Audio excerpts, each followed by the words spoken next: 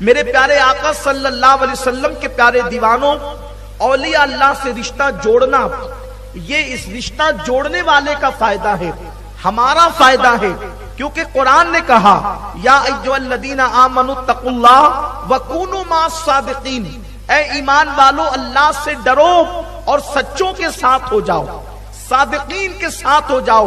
میرے آقا صلی اللہ علیہ وسلم کے دیوانوں، قرآن مقدس نے صادقین کی تشریح واضح طور پر فرمائی۔ کیا فرمائی؟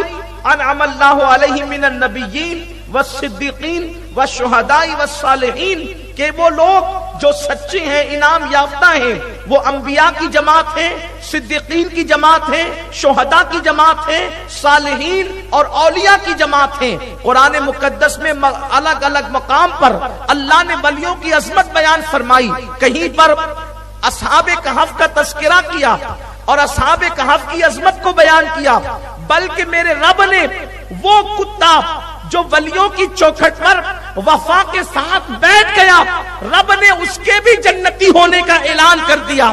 وفا کے ساتھ بیٹھنے والے کتے کو بھی میرے اللہ نے جنتی ہونے کا اعلان کر دیا۔ کہیں پر قرآن آصف بن برقیہ کا تذکرہ کرتا ہے، کہیں پر قرآن جناب زکریا کا حضرت مریم کے محراب میں داخل ہونے کا تذکرہ کرتا ہے۔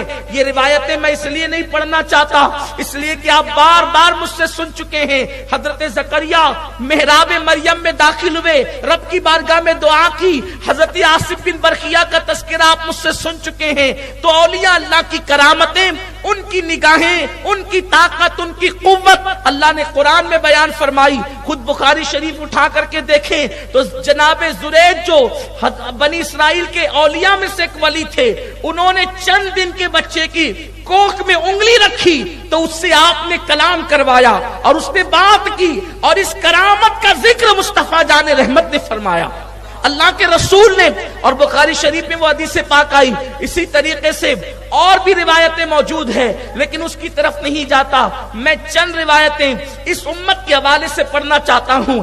اللہ کے جو اولیاء ہیں، اللہ کے جو برگزیدہ بندے ہیں، اللہ کے جو مقرب بندے ہیں، اللہ نے ان کو ایسی نگاہ عطا کی ہے کہ وہ ہمارے دلوں کو بھی دیکھتے ہیں، دل کے جذبات کو بھی دیکھتے ہیں۔ آپ اٹھا کر حدیث پاک دیکھیں، ایک شخص رستے سے چلتے ہوئے گزر رہا تھا، ایک خوبصورت عورت پر اس کی نظر پڑی، اس نے اس عورت کو گندی نظر سے دیکھا، اور دیکھنے کے بعد سیدنا عثمان غنی کی بارگاہ میں آیا۔ جب بارگاہ عثمان غنی میں حاضر ہوا تو حضرت عثمان غنی نے فرمایا، اے شخص، میں تیری آنکھوں میں زنا کا اثر دیکھ رہا ہوں، میں تیری آنکھوں میں زنا کا اثر دیکھ رہا ہوں۔ یعنی انسان کی آنکھیں بھی زنا کرتی ہے، اگر انسان کسی عورت پر بد نظری کرے تو یہ آنکھوں کا زنا ہے۔